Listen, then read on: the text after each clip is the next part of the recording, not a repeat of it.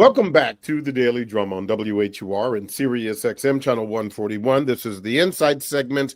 I'm Harold Fisher.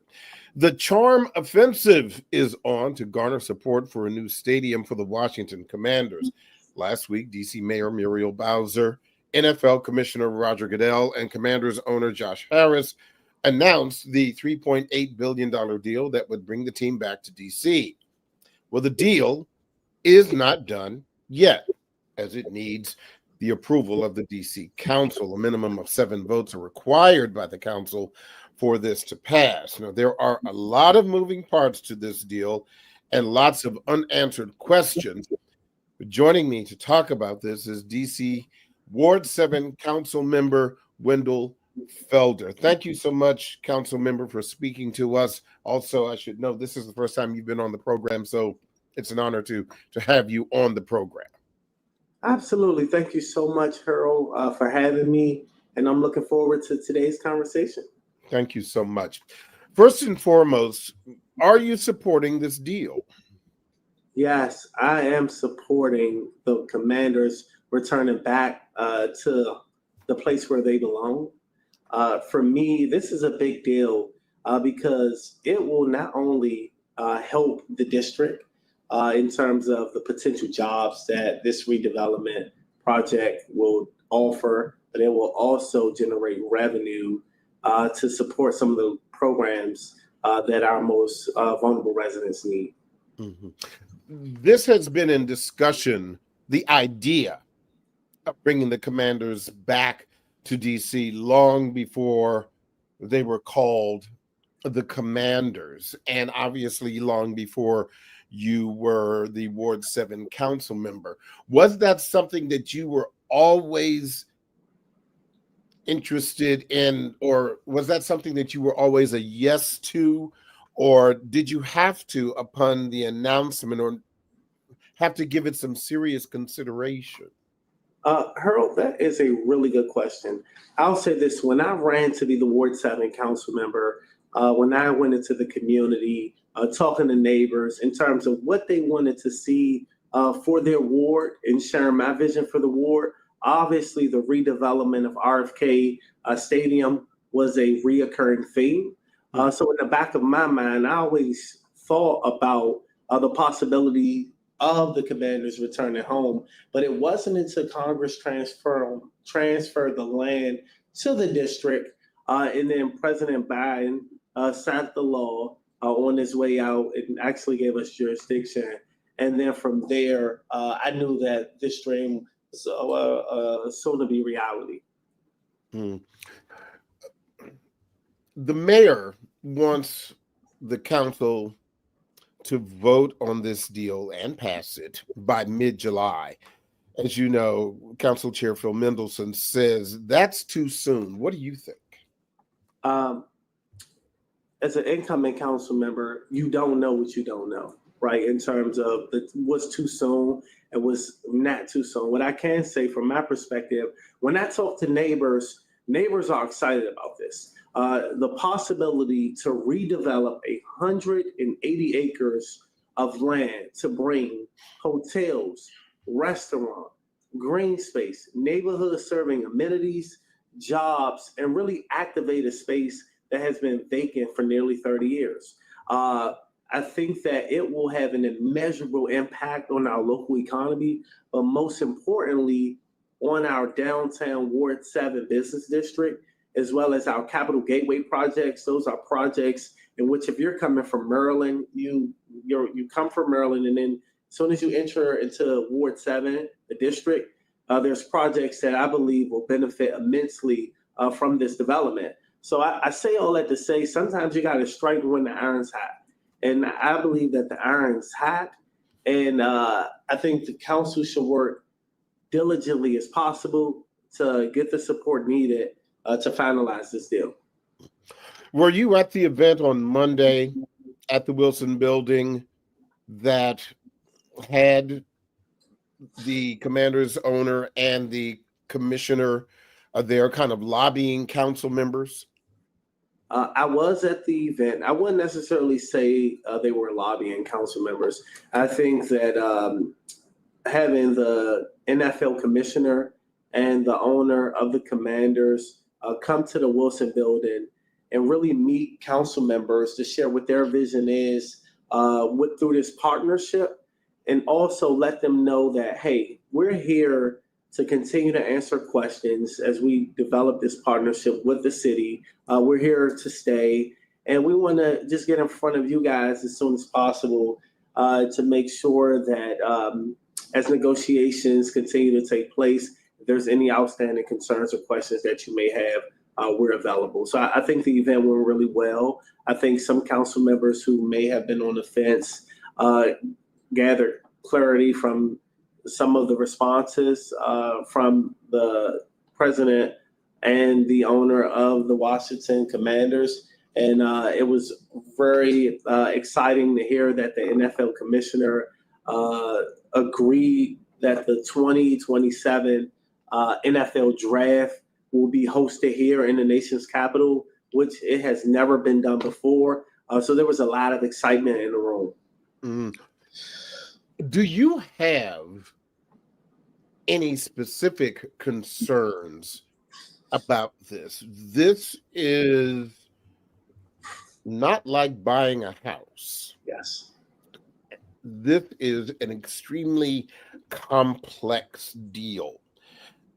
And what of the deal, the specifics, have you seen, if any? I'll say this.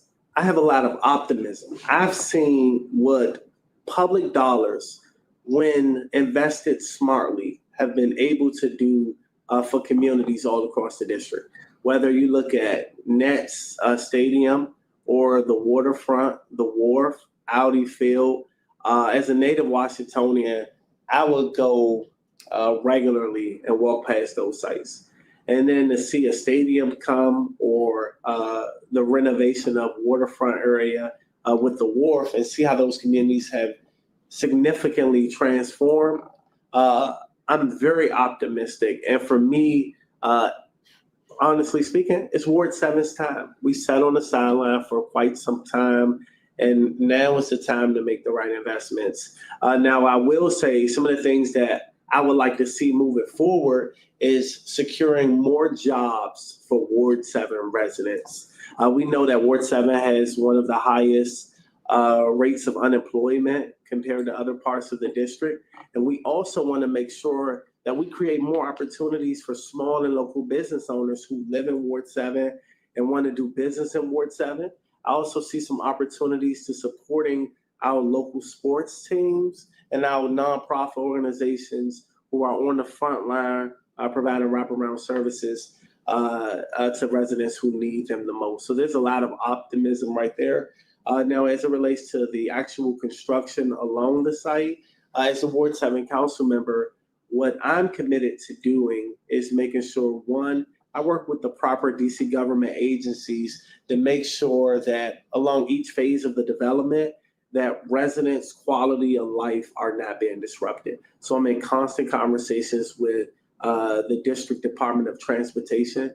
They're doing a transportation study looking at the sidewalks, the main arteries, the side roads, trying to figure out what can be done to mitigate traffic congestion once the first phase of this development is completed. Additionally, success leaves clues. We learn from best practices from other development deals. So for me, that's a plus, because this isn't the first time in which a stadium is being built out of nowhere. And speaking of a stadium being built out of nowhere, you know this as well as I do. The benefit of this site is that a stadium exists here. And there's 4 metro stations that really support individuals navigating back and forth across the grounds of RFK.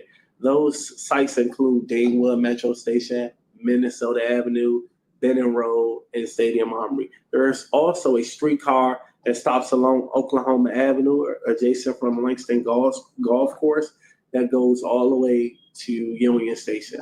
So for me, the biggest concerns that I'm hearing from neighbors is the possibility of traffic going in and out of their community. And I'm communities, and I'm committed to making sure that as this project continues to develop, we get in front of that. And I just want to also add one more thing.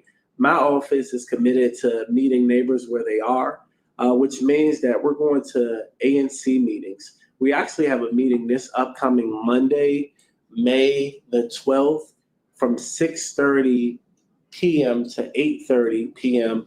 at the Strand Theater, which is located at 5131 Nanny Helen Burroughs Avenue. So this will be a really good opportunity for neighbors who may have questions about the development or just community questions to really come to the event and get their questions answered. I will say that I will be there. Our at-large council member, Kenyon McDuffie, will be there. The deputy mayor for planning and economic development, Nina Albert, will be there. And then we'll have a representative from the commanders there as well. So it will be a very insightful event.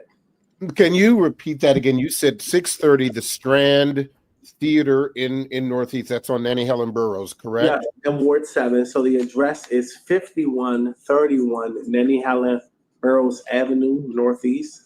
And it will be hosted at the Strand Theater from 6:30 to 8:30 p.m.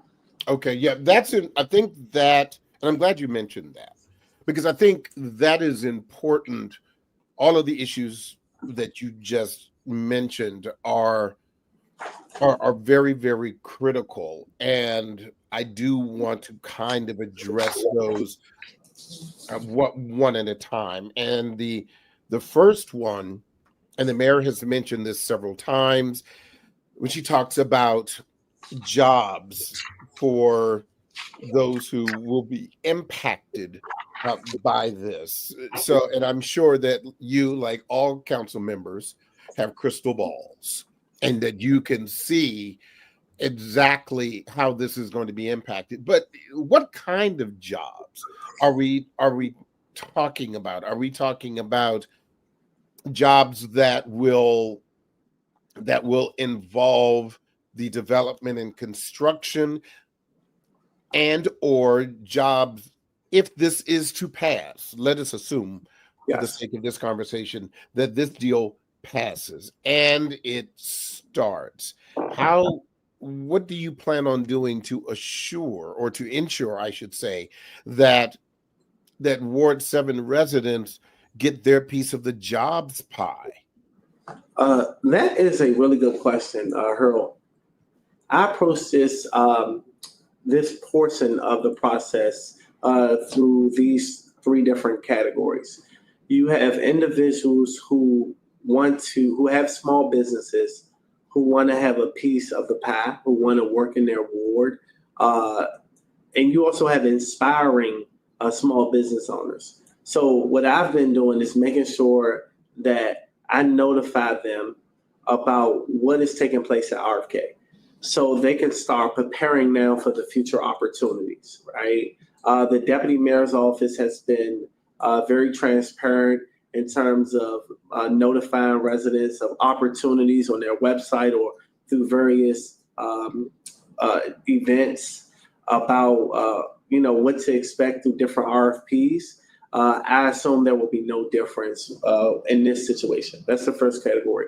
The second category is individuals who may be looking for opportunities on the site, but they don't have the skills. I've been in constant conversations with a number of workforce development organizations in Ward 7, such as Marshall Heights or the Skyline Town Center, in which we're trying to bring these partners together right now so they can start planning for, in the event there's opportunity, to train young men and women who live in Ward 7 who want to work on the site.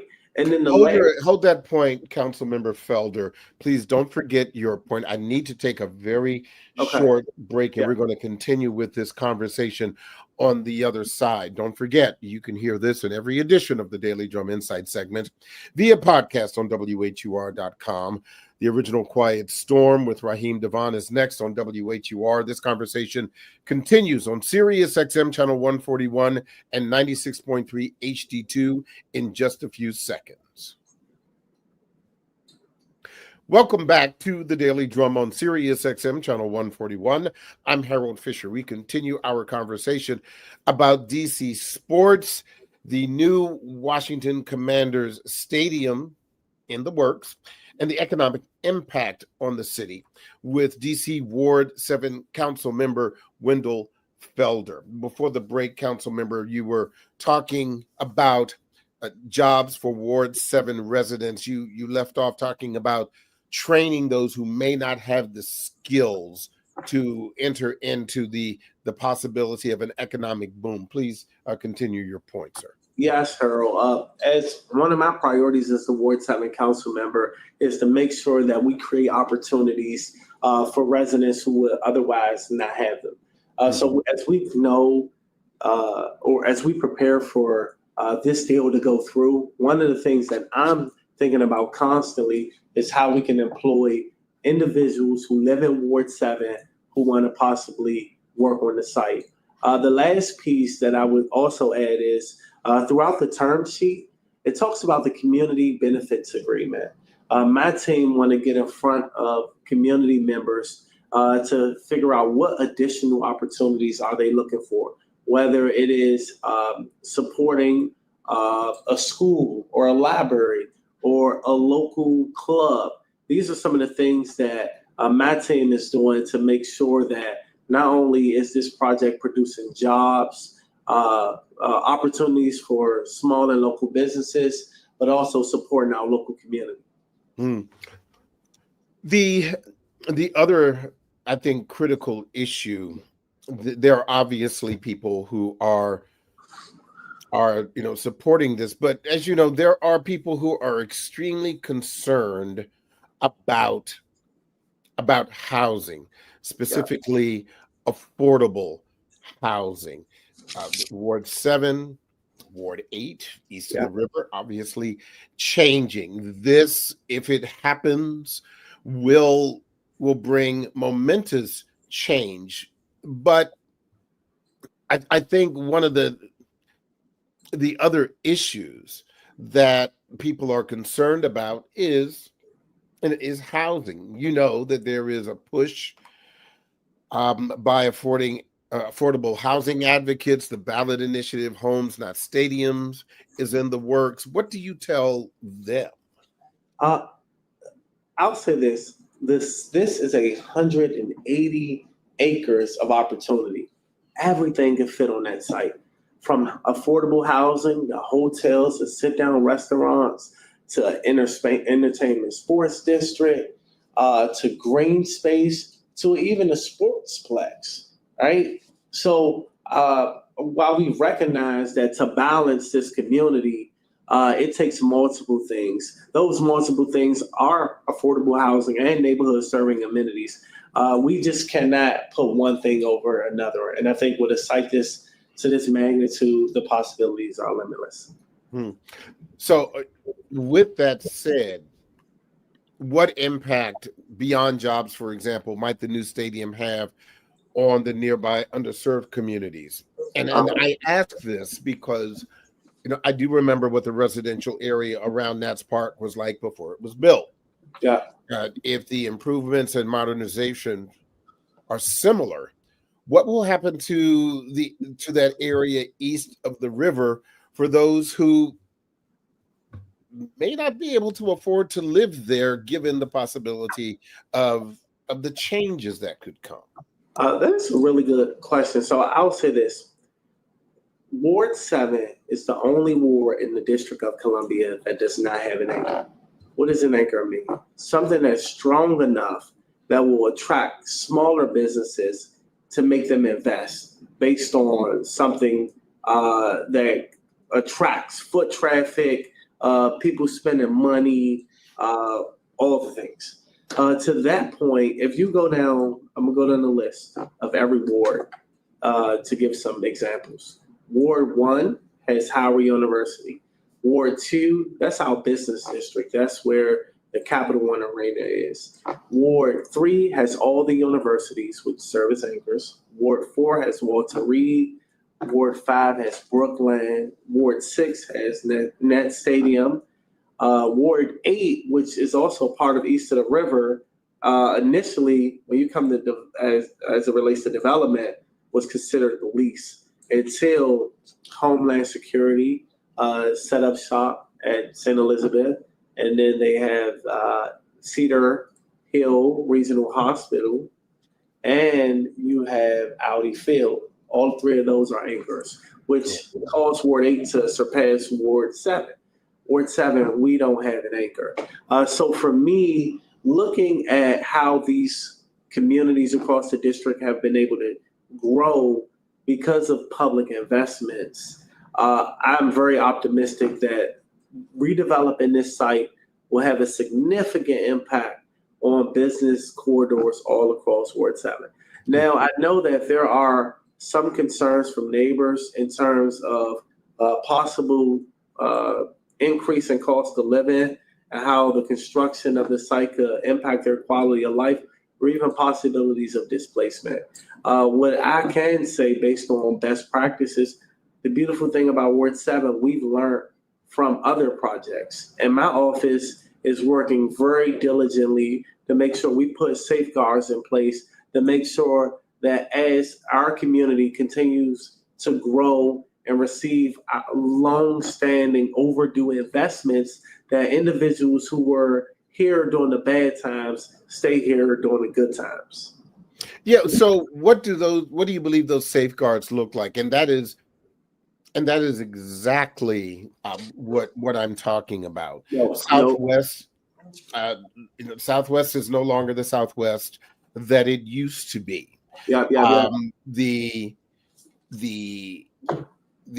area that is off of 395 because of those new towers and everything. It's not what it used to be. The wharf, the area around that stadium, and I think that what we have seen as over the years is that a lot of Washington residents have been pushed out of the district and off into Prince George's County, even though they would prefer to stay in DC. Yes, so that is a terrific question. I'm so glad you asked that question. So these are some of the things that I plan to put in place to safeguard it. I think first thing, we got to train residents for the jobs that are coming and the jobs that pay the salaries needed to be able to transition into home ownership. So that it goes back to my original point about workforce, making sure you have the skills in place to really be marketable and take advantage of the jobs once they come online.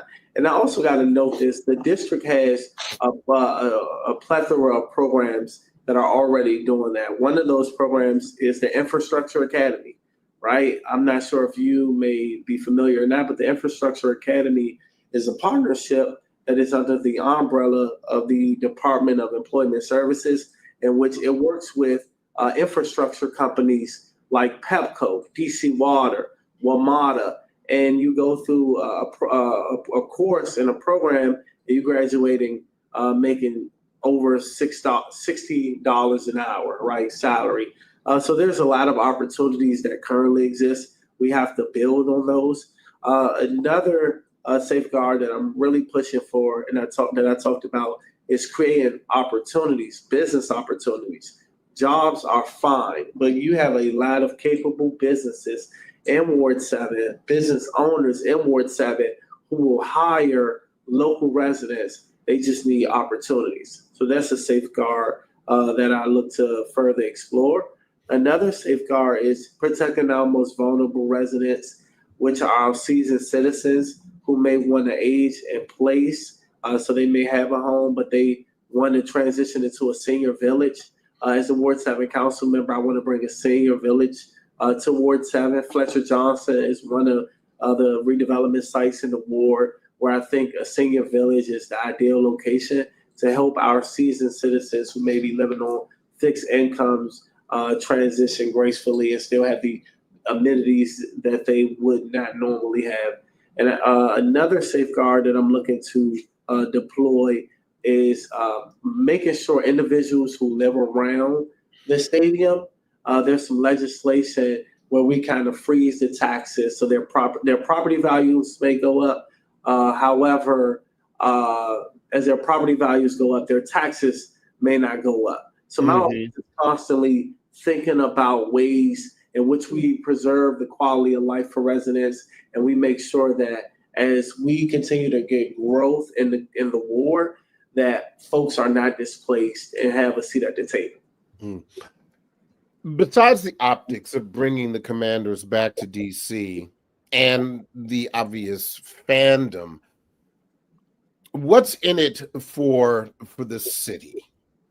That is a good question. I think I've heard conversations in the Wilson building, outside the Wilson building, that the district is on the brink of becoming the sports capital, the sports capital. And to be the sports capital, you need all the teams. You may be aware we have our women's baseball team that play at Care First Arena. You have our basketball team who plays at Capital One Arena. You have the baseball team who plays at Nat Stadium. You have the hockey team who plays at Capital One Arena as well. You have our soccer team that plays at Audi Field. And the only thing missing now is the Washington Commanders. So what it will do for the city, it will electrify the city. The Commanders will return home where they belong. We're also dealing with a shifting economy, which means that we can no longer rely on the federal government. You've seen that there has been a number of layoffs. So as a district, as city leaders, we have to be innovative to figure out how we can continue to generate revenue to keep our lights on by making smart investments to make sure that our everyday residents have the services that they need. So I look at this as a 2-for-1 deal. On one hand, it will make the district a sports capital. On the other hand, it will create more job opportunities and generate revenue that the city needs to make future investments.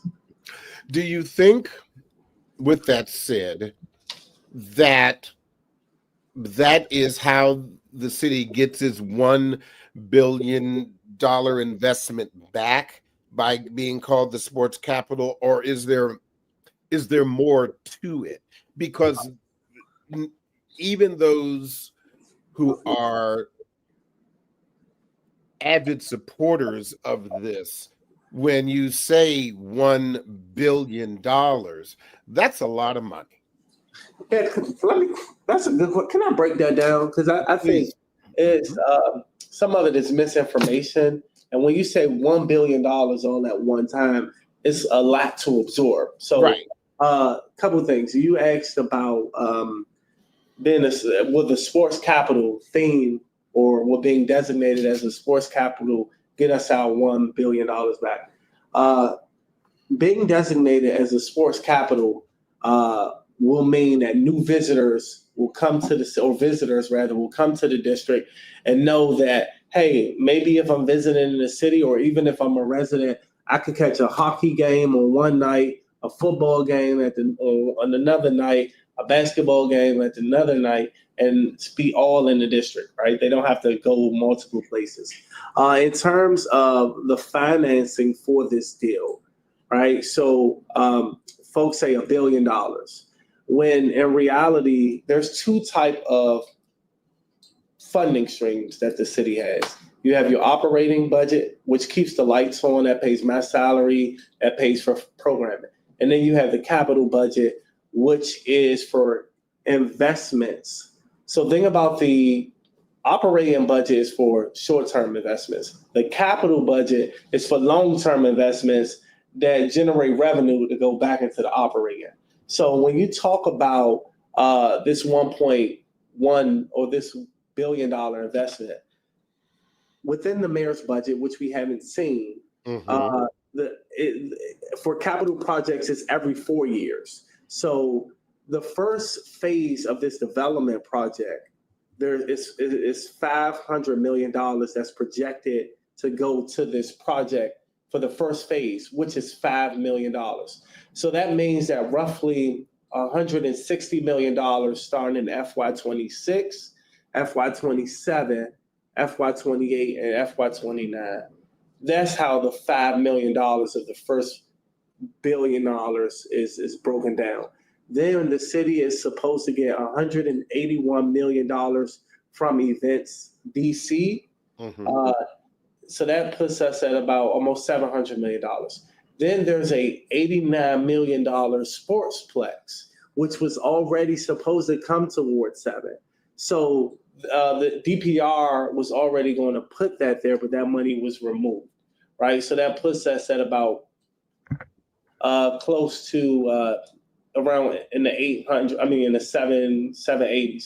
And then there's a $355 million parking garage, which supports which supports the visitors in the stadium for game day events. That offers 8,000 parking garages. Hold on, though. Let me ask you this, because correct me if I'm wrong, but the revenue from that parking garage goes back to the commanders, correct? Not to the District of Columbia.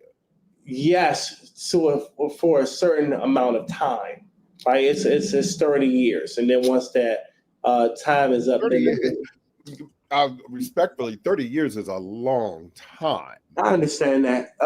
So I look at it like this: if the commanders would have never invested the $2.7 billion, then there will be no need to talk about the $355 million that would go to parking garages. I say all that to say all those things go hand in hand. When you're making an investment of this magnitude, there's a lot of there's a lot of things that make up the deal. I think when you look at the total number of public dollars that the city is contributing compared to other parts of the country, for example, in Buffalo, the Buffalo Bills new stadium, their government gave 60% of public dollars to fund that stadium. If you look at Nashville, Tennessee, the Titans, their government gave 40% of public funding to complete that stadium. Our government is only given 25% to pay for go towards the completion of the stadium. So I say all that to say there's a lot of nuances that are associated with the deal. However, I believe that it's best for the district. And I used to live in Buffalo, so let me just say, Buffalo is no DC. There are certainly other economic challenges that have always faced Buffalo. Certainly DC, the District of Columbia, compared to Buffalo, New York, is an extremely wealthy city. But that notwithstanding, I guess when you talk about the kind of horse trading and negotiation that goes on, even though you're supporting this, I'm sure that every council member, whether they are today supporting it or not, they want something for their ward. They and this is, and as I said in the very beginning of this conversation, this is a very complex issue. Is there something specifically that you are asking the mayor for Ward 7 that may not yet be in the deal? No, not necessarily. I think for me, I'm in constant conversations not only with the mayor, but with my council colleagues on how I can only make sure that this site improves the quality of life for residents who will be impacted in the surrounding neighborhoods, but for Ward 7 in its entirety. I wouldn't think that a person would support this deal based on what they can get. I think people should support this deal because it's the right thing to do for Ward 7 residents. Ward 7, as previously mentioned, we have sat on the sideline for quite some time. And now it's our time. Now we need the right investments. And it's not just going to take the effort of the council member but I called on my at-large council members and the rest of my council colleagues to support this effort to get Ward 7 its fair share. And this is a step in the right direction. What impact is this going to have on Langston Golf Course? I think indirectly it will. It's right across the street, so it will definitely impact the productivity of Langston Golf Course in terms of foot traffic. Not only Langston, though, you have Minnesota Avenue, Benton Road, who will be impacted. You have businesses along the 8th Street corridor and Benton Road corridor heading towards Heckinger Mall, who will be impacted. This isn't just a one business. This one business won't be impacted. That entire area for miles to come will be impacted positively. And if businesses look forward to it, neighbors look forward to it, and definitely as a Ward 7 council member, I look forward to it. I ask about Langston Golf Course because it has always been since I was a kid, there've always been questions about year to year, decade to decade, whether or not it is going to survive, and whether and even in that particular case, will it be updated? And I guess that's my question. Assuming that it is going to continue to be the historic golf course that it is, do you know of any plans as it relates to this particular plan for the stadium and the sports complex to enhance it, to bring it up to the standards that we often see in suburban golf courses? To my knowledge, not at the moment.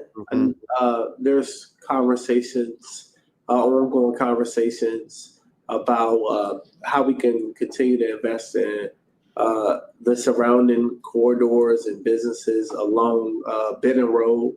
And Langston has come up with a couple of my council colleagues. So as this negotiations continue to take shape, we would definitely, if there's an opportunity to include Langston in the conversation further, I'm all for it.